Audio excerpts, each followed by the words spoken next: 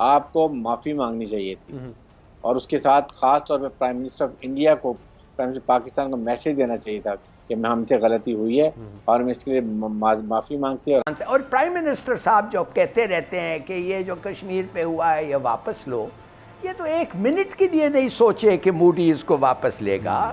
वो तो सोच रहा है बाकी जो हिस्सा है हमारे पास आज़ाद कश्मीर वो कैसे ले। तो ये प्राइम मिनिस्टर को कहना है कि नहीं अगर वो वापस ले ले ये सब बातें, वो कभी नहीं लेगा। हारिस नवाज साहब, सबसे पहले तो मैं ये बात करूंगा कि जो वाकया हुआ है इसकी पाकिस्तान ने निशानदही की। पाकिस्तान की अपनी सरहद में आकर मिसाइल गिरा, भारत से अगर गलती से चले हो गया, लेकिन आपको खुद आगाह करना चाहिए था। वो इस चीज का इंतजार करते रहे कि पाकिस्तान क्या कहेगा। पहले पाकिस्तानी डीजी ISPR ने प्रेस कॉन्फ्रेंस की, उसके बाद भारत का रद्द-ए-अमल सामने आया। क्या कहेंगे सर आप? इंतहाई गैर जिम्मेदाराना अप्रोच थी भारत की, और ख़ास तौर पे 48 to 72 आवर्स के बाद जब DG ISPR ने ब्रीफिंग दी और उसके बाद सब प्रेस ब्रीफिंग दी, नेक्स्ट डे उन्होंने बड़ा सिंपल सा एक दफ़ा से आया कि जी ये गलती से फायर हो गया, इसके माजरत कहाँ है। जब फायर हुआ तो आपने इमीडिएटली जो हॉटलाइन होती है DGMOs की, वहाँ पर DGMO को क्यों नहीं बताया? आपने इमीडिएटली शॉर्टेस्ट रूट से फॉरेन ऑफिस को क्यों नहीं बताया?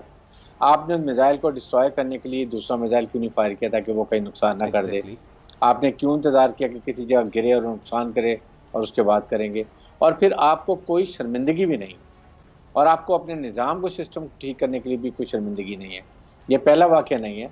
आपने कितनी दफ़ा एनरिच यूरेनियम जो है वो आपका अपने मुल्क में पकड़ा गया, फिर नेपाल में बेसमेंट में फ़रोख्त होकर पकड़ा गया। ये आपके स्ट्रेटेजिक एसेट की कमांड एंड कंट्रोल सिस्टम है, जो कि बहुत ही तशवीशनाक बात है। और मुझे हैरानी है कि अमेरिका इस पर कह रहा है कि ये कोई ऐसी बात नहीं है। अगर ये पाकिस्तान की तरफ से कभी फायर हुआ होता इस तरह की गलती से भी, तो जो इंडियन मीडिया ने हाइप क्रिएट करना था और इंटरनेशनल मीडिया ने क्रिएट करना थे, वो we all know it. I think इसके लिए एक जॉइंट इंक्वायरी होनी चाहिए, पाकिस्तान की टीम इंडिया जानी चाहिए, वहाँ जाके इंडियन गवर्नमेंट के साथ, उनकी टीम के साथ बैठ के इंक्वायरी करें एंड फाइंड के इसकी रिकमेंडेशन क्या हैं, क्या वजह थी, फाइंडिंग देखी जाए और फिर रिकमेंड किया जाए कि आइंदा के लिए इसको। अच्छा सर, यहाँ पर एक सवाल और पैदा होता है, और वो सवाल ये कि जनाब, अगर इस वाक़े की वजह से अल्लाह ना करे कोई हलाकतें होती, कोई जानी नुकसान होता, तो उसका जिम्मेदार फिर कौन होता? भारत तो इस बात को तस्लीम करने को तैयार नहीं है कि जनाब ये उनसे एक बहुत बड़ी नाअहली हुई है जिसका उनको खमियाजा भुगतना भी चाहिए। नाअहली तो उनसे इसलिए हुई है कि वो नाअहल फौज है, अनट्रेंड है, अनप्रोफेशनल है, और उनके लोग जो हैं वो they don't have faith in their leadership, जिसकी वजह से आए दिन उनके ऐसे इंसिडेंट होते रहते हैं। आपने देखे नहीं कि जब ये मिसाइल फायर लॉन्च करते हैं नया, तो अक्सर वो उधर ही गिर जाता है, अपने सामीन के सामने गिरता है और वो ब्लास्ट कर जाता है, फेलियर हो जाता है, क्योंकि इनकी टेक्नोलॉजी बहुत ऑब्सोलीट भी है, इनके सिस्टम बहुत ऑब्सोलीट हैं, और ये उसको इम्प्रूव करने के लिए कुछ भी नहीं कर रहे हैं। इसलिए सबसे अहम बात है कि इंक्वायरी की जाए, दोनों मुल्क इकट्ठे करें और फिर देखा जाए कि किसकी गलती थी, जानबूझ के फायर हुआ, गलती हुई तो आपने उसको रास्ते में कैसे कंट्रोल नहीं किया, आपने DGMO को क्यों नहीं इन्फॉर्म किया, आपकी हॉटलाइन जा रही है, और उसके बाद आप बड़े आराम से आपने माजरत कर ली।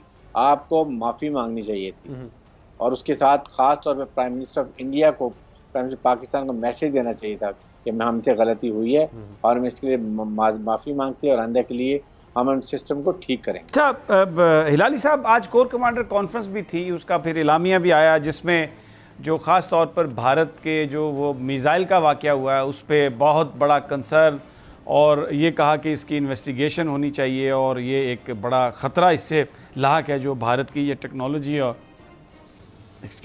जिस तरीके से ये सब कुछ हो रहा है। इंडिया ने अपना जो अमेरिका और चाइना ने दोनों ने कहा पाकिस्तान से कि यानी ये कहा कि इंडिया और पाकिस्तान को डायरेक्ट मुज़ाकरात करने चाहिए तमाम इश्यूज़ पर। और हमने पहले जो गुफ्तगू सुनवाई उसमें वज़ीर-ए-आज़म साहब ने आखिर में ये कहा कि अगर वो 5 अगस्त 2019 के इक़दामात वापस कर लें तो हम उनके साथ बात करने के लिए तैयार हैं। बड़ा अच्छा रिस्पॉन्स दिया जो उनके फ़ॉरेन ऑफिस ने बात कही। कोर कमांडर कॉन्फ्रेंस में ये जो आज बात कही गई है, तो बेसिक आप क्या इस पर कमेंट करेंगे सारी सूरत हाल पर?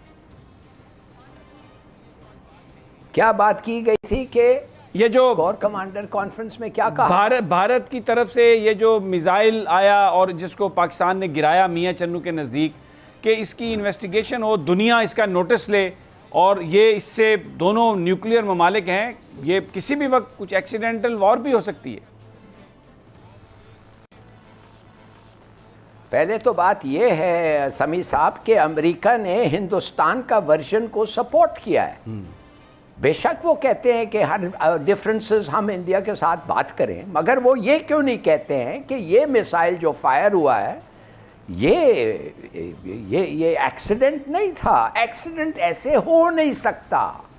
ये मिसाइल के कोऑर्डिनेट्स, ये मिसाइल का स्पीड और हर चीज़ और सेल्फ डिस्ट्रक्ट मैकेनिज्म जो होते हैं, ये सब चीज़ें थे इस मिसाइल को रोकने के लिए।